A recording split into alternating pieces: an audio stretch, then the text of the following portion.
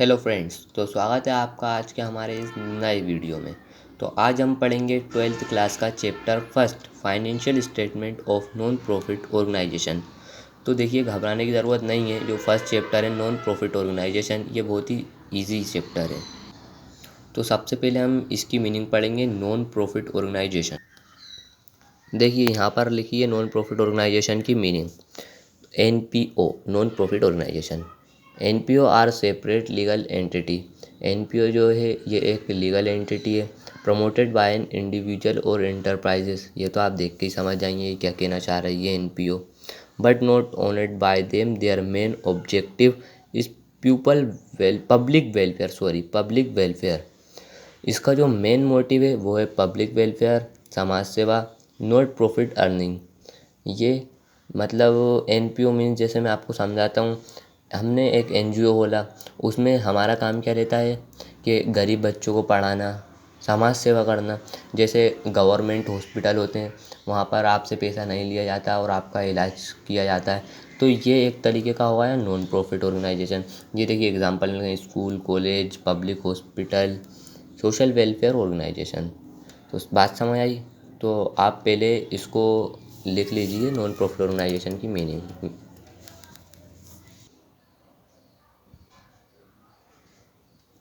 Second number पे क्या है, NPO prepare the following annual account. Non profit organisation क्या क्या बनाता है? ये बनाता है receipt and payment account, income and expenditure account और बैलेंस शीट। तो आज हम दो चीज़ पढ़ेंगे, receipt and payment account and income and expenditure account. Balance sheet अभी हम नहीं पढ़ेंगे। बैलेंस शीट के लिए मैं एक अलग से वीडियो बनाऊंगा, उसमें अच्छे से आपको बैलेंस शीट समझाऊंगा। घबराने की ज़रूरत नहीं है, बैलेंस शीट भी सिंपल सी है। तो सबसे पहले हम पढ़ेंगे रिसीप्ट एंड पेमेंट अकाउंट। देखिए, आप लोगों ने 11th क्लास में कैश अकाउंट पढ़ा होगा। ये जो रिसीप्ट एंड पेमेंट अकाउंट है, ये बिल्कुल कैश अकाउंट की तरह बनता है। तो देखिए, जो रिसीप्ट एंड पेमेंट अकाउंट है, ये बिल्कुल कैश अकाउंट के जैसा बनता है। जैसे इसमें लिखा है, this account just like cash account. ये अकाउंट बिल्कुल कैश अकाउंट जैसा बनता है। क्या लिखा है? In this account only cash transaction are recorded. इस अकाउंट में जितना भी पैसा आपके पास आया और जितना भी आपके पास गया, लेकिन क्या, कैश में। जितना पैसा आपके पास आया कैश में, जितना पैसा आपके पास गया कैश में, तो आपको उतना ही लिखना है कैश। सिर्फ कैश ट्रांजेक्शन आपको लिखना है, क्रेडिट ट्रांजेक्शन, उधार वाला ट्रांजेक्शन आपको नहीं लिखना है। उसके बाद क्या दिया है, in this account transaction are recorded on cash basis not accurate basis. देखिए, बार बार वही बात हो रही है कि कैश में ही आपको पैसा लिखना है, जो आया है वो कैश में ही आपको लिखना है।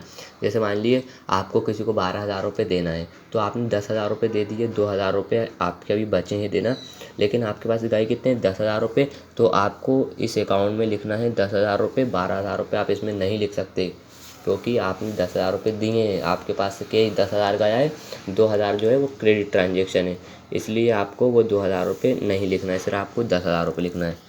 ठीक है। उसके बाद कर दिया, capital nature plus revenue nature transaction are recorded in this account. तो कैपिटल नेचर और रेवेन्यू नेचर क्या है?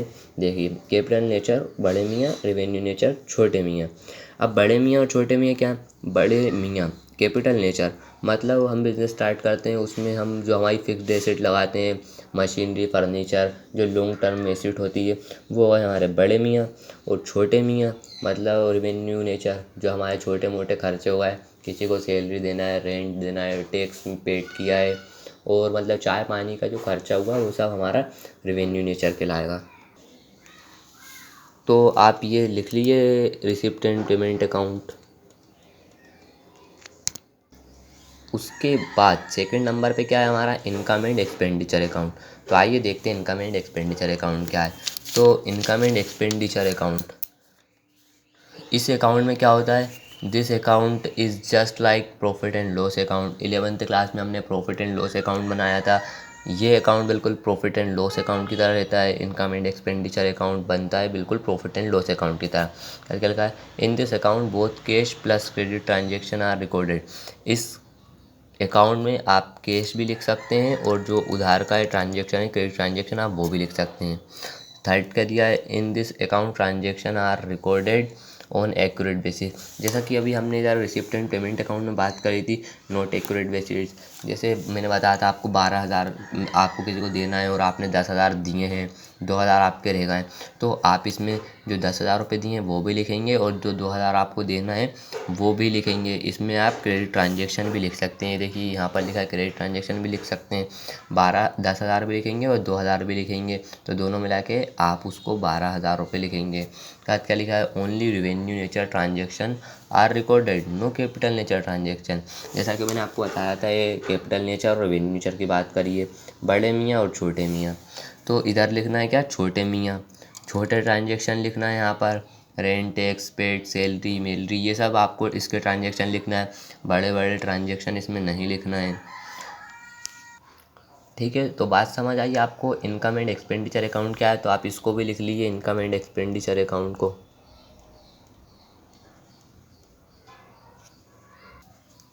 उसके बाद क्या है हमारा 5th नंबर पे, कैपिटल रिसिप्ट और रेवेन्यू रिसिप्ट। तो कैपिटल रिसिप्ट के पॉइंट पढ़ने पहले life membership fees. Life membership fees क्या होती है, जैसे आपने एनजीओ खोला, उसमें आपने 5 लोगों से बोला कि आप हमारे इस एनजीओ में कुछ दान करिए बड़ा अमाउंट और आप हमारे लाइफ टाइम के लिए मेंबर बन जाइए, आप हमारे एनजीओ को लाइफ टाइम के लिए मेंबर्स बन जाइए।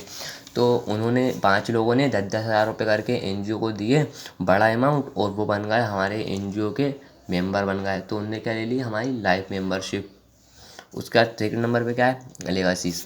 लेगासीज मतलब, लेगासीज मीन्स, जैसे मुकेश अम्बानी है, अब उन्होंने बोला कि मेरे जैसे मेरे को कुछ हो जाता है तो मेरे इस दुनिया में ना रहने के बाद जो मेरे पास प्रॉपर्टी है उसका 10% एनजीओ को जाएगा। तो ये हो गया लेगेसीज हमारा। उसके बाद 3rd नंबर पे क्या है, specific donation. Specific donation means, जैसे आमिर खान है, उन्होंने बोला 50,000 रुपये मैं देता हूँ आपको और आप इस एनजीओ में सिर्फ कंप्यूटर लगवाइएगा। तो ये हुआ है एक स्पेसिफिक डोनेशन। उन्होंने ये बोला कि आप इस एनजीओ में सिर्फ कंप्यूटर ही लगवाइएगा, उन्होंने खास बोला है कि मैं आपको पैसा दे रहा हूँ, आप इस एनजीओ में सिर्फ कंप्यूटर लगवाइएगा। फिर 4th नंबर पे क्या है, सेल्स ऑफ एन एसिड। जैसे सेल्स ऑफ एन एसिड आपको देख के समझ आ रहा है हमारे एनजीओ का, जैसे कुछ पुरानी एसिड्स में एसिड फर्नीचर जो हैं अगर पुरानी हो जाती हैं तो आप उसको बेच देंगे और जो पैसा आएगा वो हमारा सेल्स ऑफ एन एसिड के। उसके बाद क्या है, रेवेन्यू रिसिप्ट। रेवेन्यू रिसिप्ट में क्या है, जर्नल डोनेशन। मतलब जर्नल डोनेशन सीधा सीधा समझ आ रहा है कि कोई भी व्यक्ति है वो आपके एनजीओ को धीरे धीरे करके पैसा दे रहा है, वो कुछ नहीं बोल रहा है, मतलब कभी 10,000, कभी 5,000, कभी 2,000, तो वो हो गया हमारा जर्नल डोनेशन। उसके बाद क्या लिखा है, सब्सक्रिप्शन, चंदा। उसके बाद क्या लिखा है, रेंट इंटरेस्ट रिसीव्ड। वही किसी से पैसा आया है हमारे पास, इंटरेस्ट मिला है, रेंट दिया है, मतलब ये सब आप समझ रहा हो। रेंट आपने 11th में बहुत अच्छे से पढ़ा है, रेंट इंटरेस्ट रिसीव्ड। उसके बाद क्या है, सेल्स ऑफ ओल्ड न्यूज़पेपर। वही आपने पुराने रद्दी के कागज़ बेचे और उससे जो पैसा आया वो आपका हो आया। तो गाइस समझ आया आपको 12th क्लास का फर्स्ट चैप्टर। ज़्यादा मुश्किल नहीं है, इजी सा ही है, आप पढ़ोगे तो आपको आ जाएगा। मैं इसका एक बार ये भी बताता हूँ, आप ये भी लिख लेना कॉपी में, और आप पढ़ेंगे तो आपको आ जाएगा।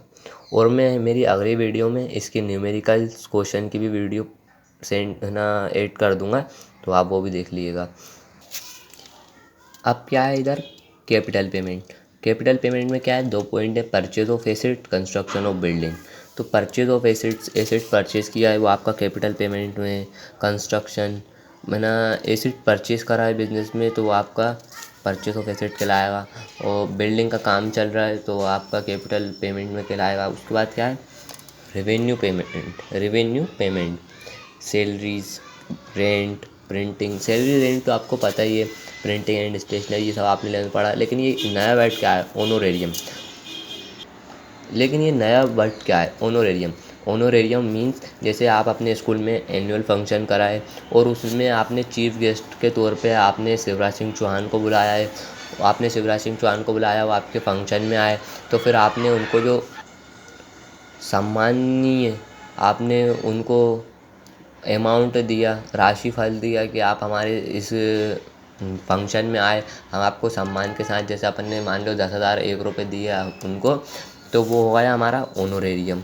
हमने उनको चीफ गेस्ट के तौर पे बुलाया और हमने उनका सम्मान करते हुए उनको 10,000 1 रुपये दिए, तो ये हो गया हमारा ऑनोरेरियम। बात समझ आई? तो आज की वीडियो में बस इतना ही, और मैं अपनी अगली वीडियो में आपके लिए न्यूमेरिकल्स की वीडियो ही बनाने वाला हूँ। बहुत से बच्चे बोल रहे थे मेरे से कि आप पहले फर्स्ट चैप्टर की थ्योरी समझा दो सर, तो मैंने इसलिए थ्योरी की वीडियो बनाई है। चलिए मिलते हैं नेक्स्ट वीडियो में। पहले आप ये लिख लेना।